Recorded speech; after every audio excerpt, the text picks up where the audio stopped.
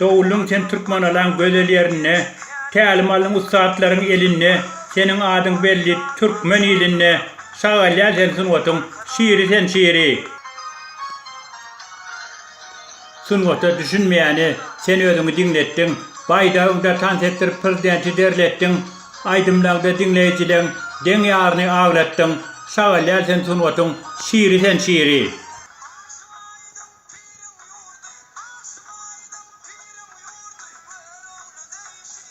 Halife tutunun mu aşıgaydın piri, sunwatta senin ägirtlen biri, görmedim henüz sen deyin piri, şagalya sen sunwatın, şiiri sen şiiri.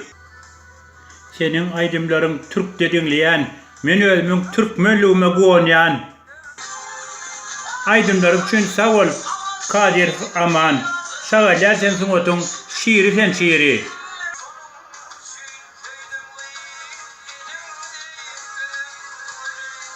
Aydımların dinleýär, tutuş dünýäniň ýüzi, azat Türkmen halkymyň sen şeýda bilbili, täzeden işläp halkyma ýetirdiň üzüm gülü, şagalya sen sunwatyn, şiiri sen şiiri.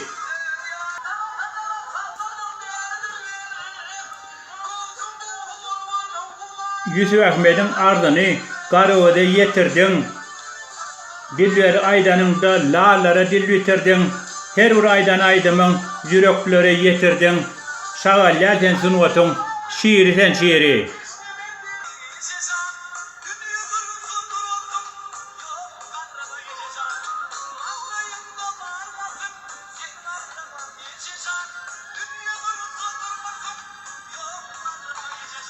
Garramy ejizanyny dinleýänine garramaz, senin deýin bagşlar, belki inni döremez, sana şagal diýseler, maňa asla yaramaz, şagalya sen sunwatyn, şiiri sen şiiri.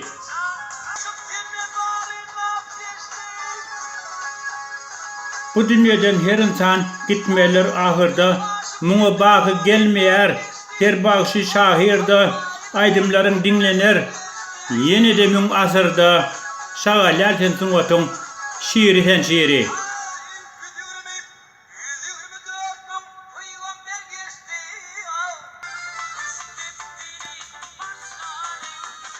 Adım Yakup, men murgagyň şahyry, soňlanmasyn aydymlaryň ahyry, unutma sen wasfyň eden şahyry, şagalya sen sunwatyn, şiiri sen şiiri.